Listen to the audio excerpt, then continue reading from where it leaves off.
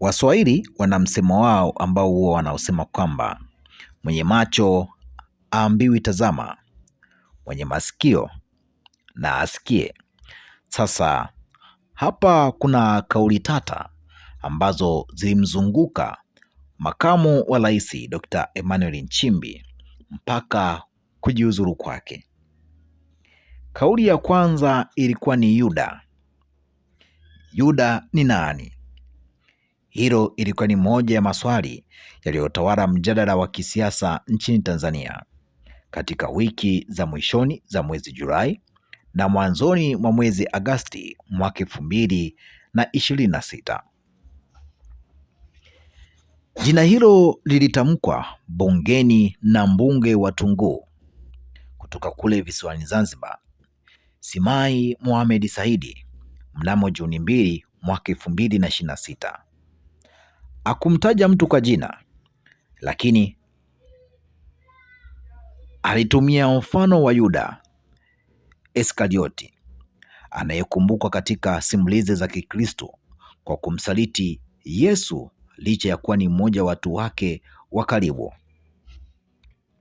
Sasa hapa kuna maneno ambayo aliyasema huyu Simai Mohamed Saidi, mbunge wa Tunguu kutoka kule visiwani Zanzibar. Alisema, na nukuu hapa, kwamba kosa la mama ni wapi? Kwa sababu ya kumwamini mtu, kumbe ni Yuda. Alisema hivyo, lakini akuishia hapo.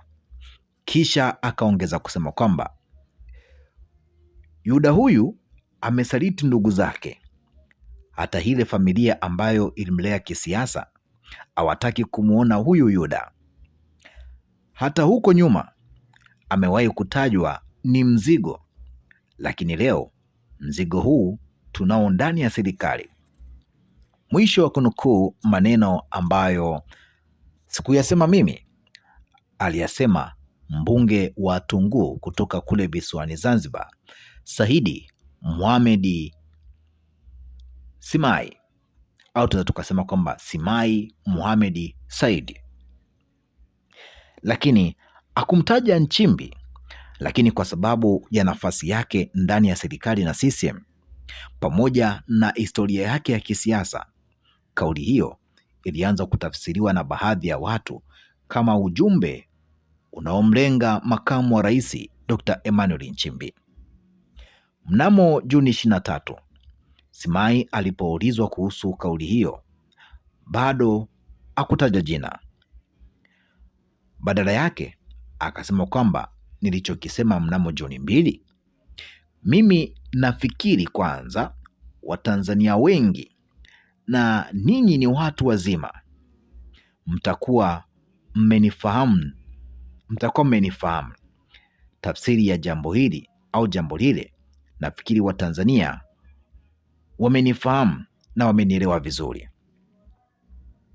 Hayo ni maneno ambayo aliweza kuyatoa huyu bwana Simai, mbunge wa jimbo la Tunguu kutoka kule visiwani Zanzibar. Hapo ndipo Yuda lilipoanza kuishi maisha yake ya kisiasa. Yuda, usaliti na vita ndani ya Chama cha Mapinduzi. Katika siasa, kutumia jina kama Yuda si jambo dogo.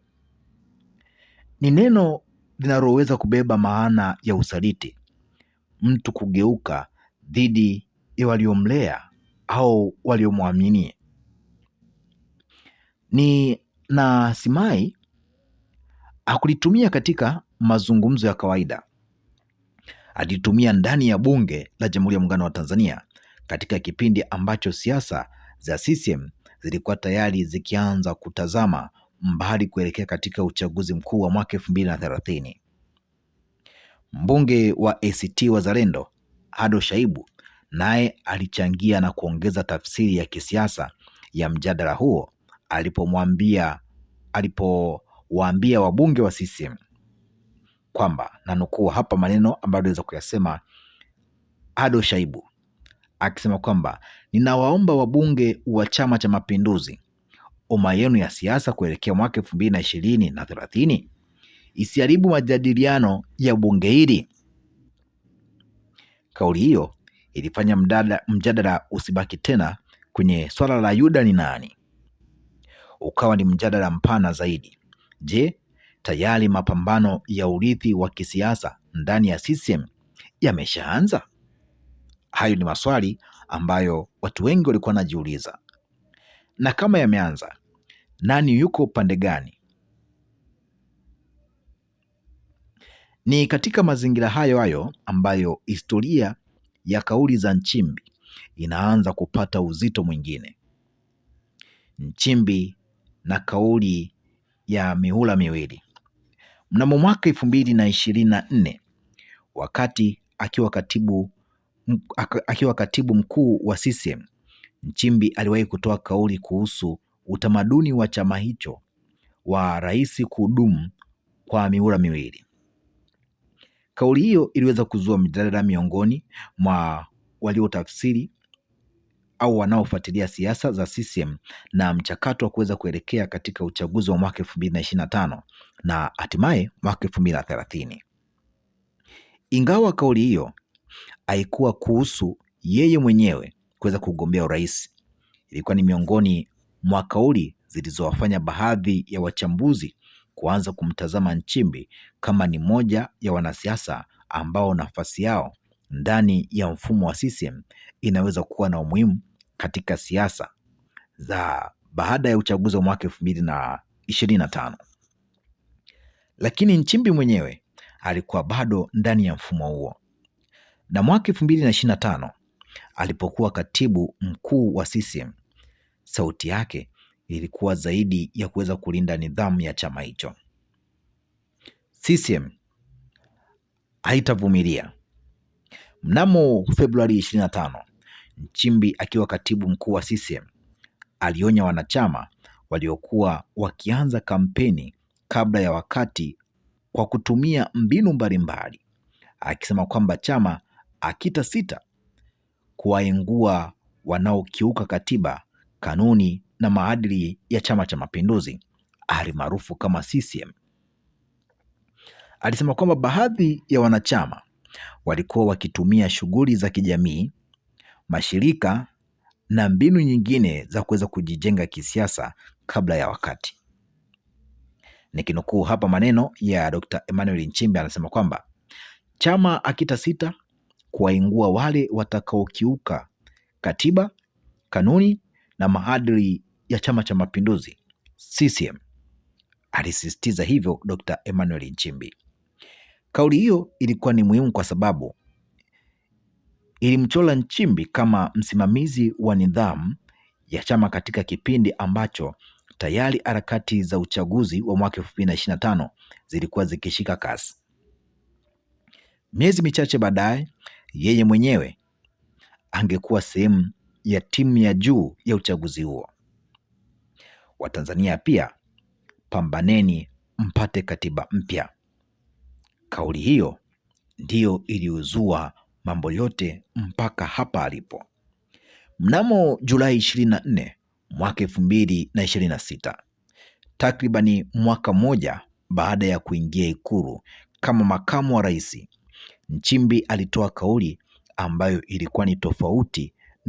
ilikuwa ni tofauti kwa uzito na mazingira yake.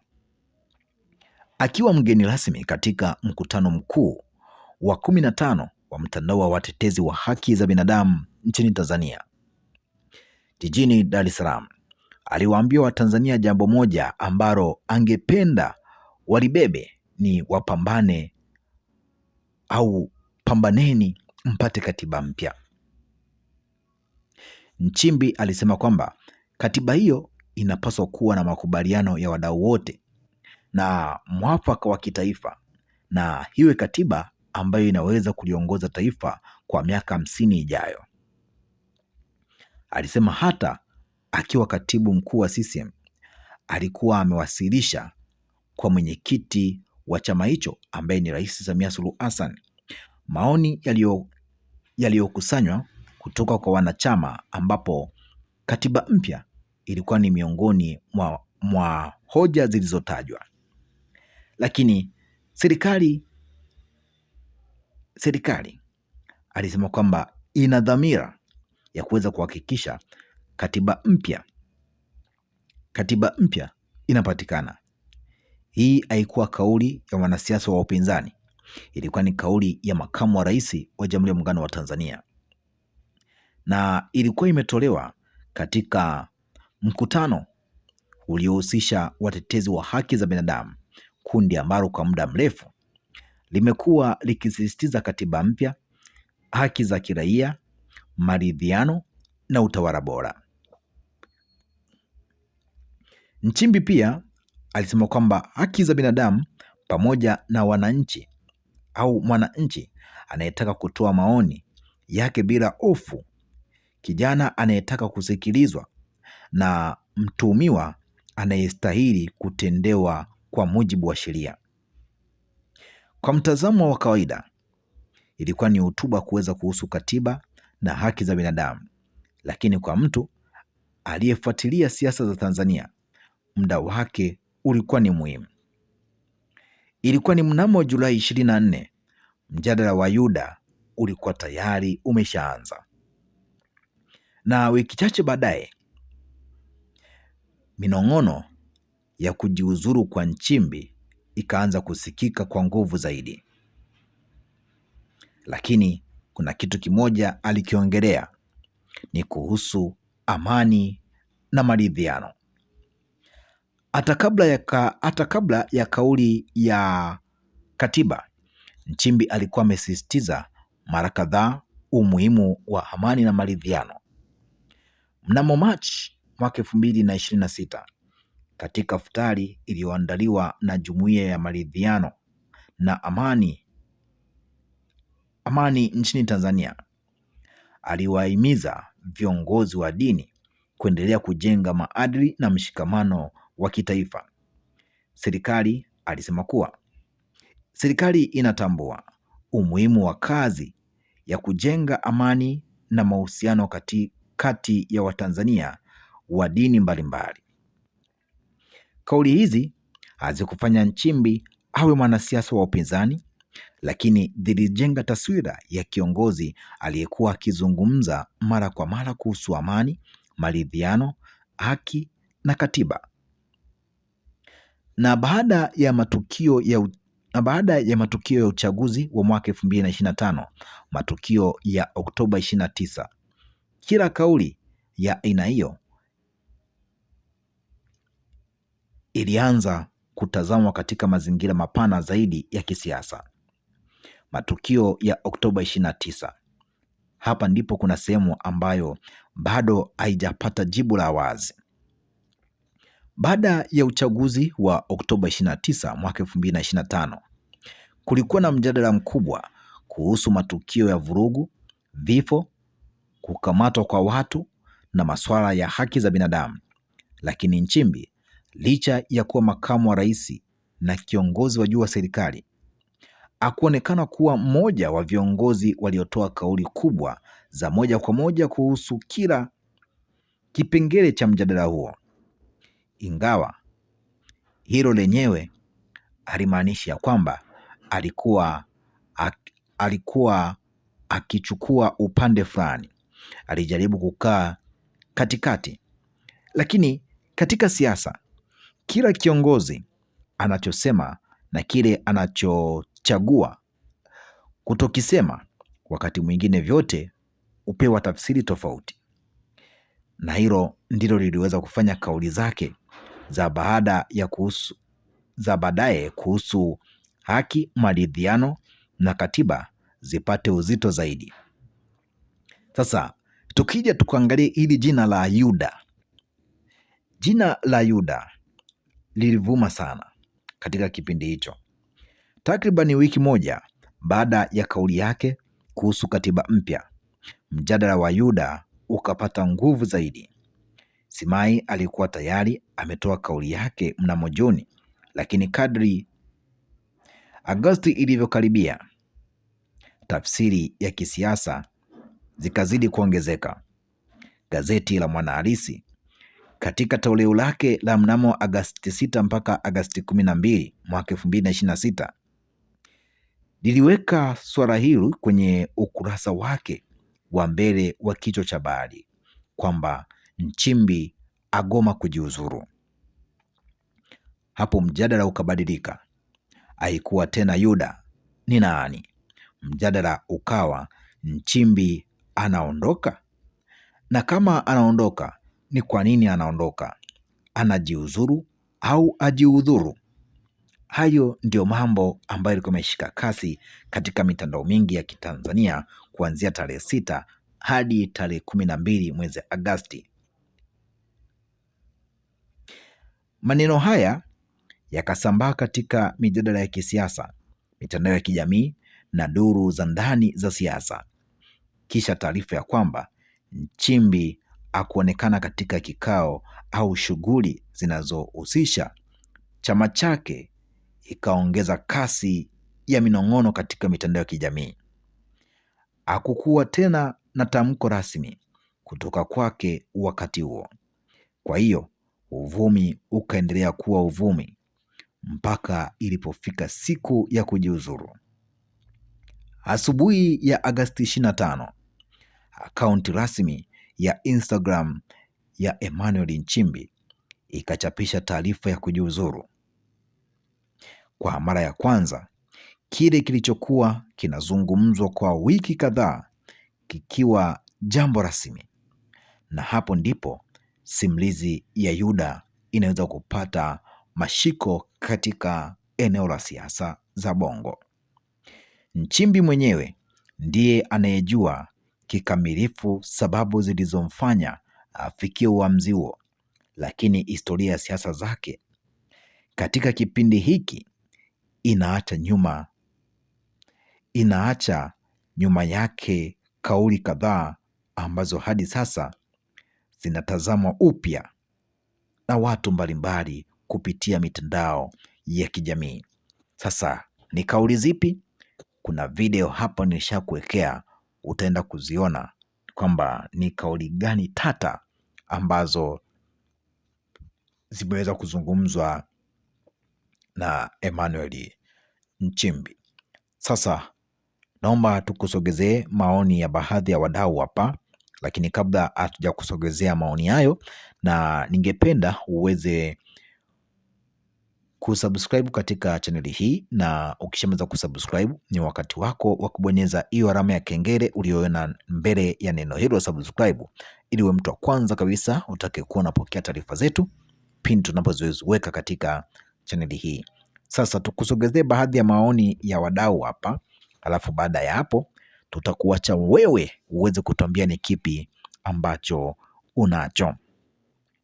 Huyu ni wa kwanza, anaitwa Guest, anasema kwamba nchi yetu amani yao, lakini Ira akaja kusema kwamba kauli tata iko wapi? Mbona sijaona hata moja? Lakini Karen akaja kusema kwamba Mungu simama na Watanzania, peke yetu hatuwezi. Lakini Neema akaja kusema kwamba hii nchi yetu sio kabisa.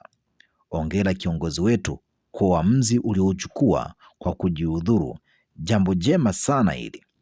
Lakini tukija kwa Wesaka anasema kwamba Yesu ni kweli alikuwa mwanadamu 100%, pia alikuwa ni Mungu 100%.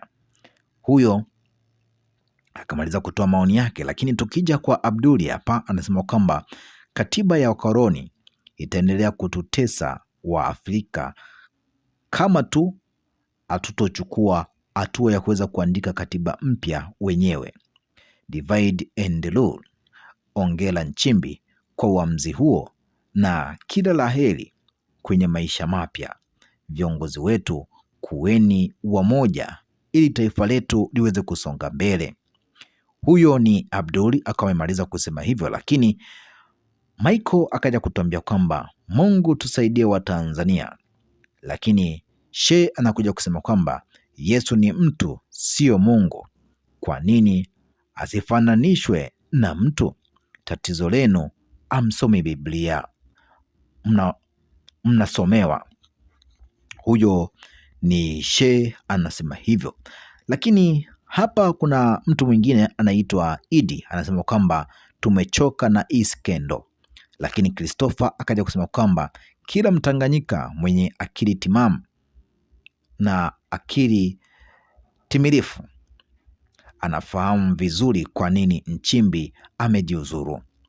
Lakini hapa mtu wa mwisho ambaye kuna watu watatu wa mwisho hapa wameweza kutoa maoni yao, tutayasoma alafu tutakuachia wewe uweze kutuambia ni kipi ambacho unacho. Tutaanza na Batazari. Batazari anatuambia kwamba Nchimbi, uamuzi wako umethibitisha kauli na msimamo wako kiongozi. Wewe kweli ni kiongozi wa wananchi. Babu zetu walipambana na wakoloni ili tuwe huru, na mkate wa nchi hii utunufaishe wote. Sasa Waafrika wenzetu wametugeuka, wanajinufaisha wao na familia zao. Haifai kuendelea kuwa mtumishi wa umma katika serikali iliyomwaga damu na watawala wanaona ni jambo la kawaida. Huko mbeleni lazima watalipa kwa maovu yote walioyatenda Watanganyika na Wazanzibar. Huyo ni Batazari. Lakini tukija kwa Rugesha, Rugesha anasema kwamba ni bora Nchimbi aliyekiri makosa inayowatendea wananchi ni sawa na Benjamin William Mkapa aliposema kuwa nchi tumeiharibu mno, tumeua watu Wasukuma, Wanyantuzu, Wakakora na Wabuzwagi wakati wa kuweza kusimika migodi ya Barracks na Zanzibar. Hii nchi tumeiharibu, mimi nakiri makosa yangu, Mungu anisamee. Ni zamu ya Watanzania kuweza kufurahia uongozi bora sasa. Simuoni kiongozi yoyote wa kuweza kufanya Watanzania kufurahia uongozi bora, bali ni Magufuli. Ndio maana akasimamia ili awe rais, Membe akapigwa chini. Ni bora Nchimbi, ni bora Nchimbi. Huyo akawa amemaliza, na tunafunga maoni yetu na huyu Oliver anasema kwamba sasa naamini ile kauli ya kwamba pambaneni mpate katiba mpya ilikuwa ni kosa kubwa sana ndani ya serikali iliyopo madarakani na ndani ya CCM. Kumbe alikuwa na moyo wa kweli wa kuweza kutetea haki. Sasa huyo ameweza kutufungia kwenye upande wa comment. Tunakuacha wewe mtazamaji na mfuatiliaji wetu uweze kutuambia kwamba ni kipi ambacho unacho. Tukutane wakati mwingine na wasaa mwingine kuendelea kujuzana taarifa mbali.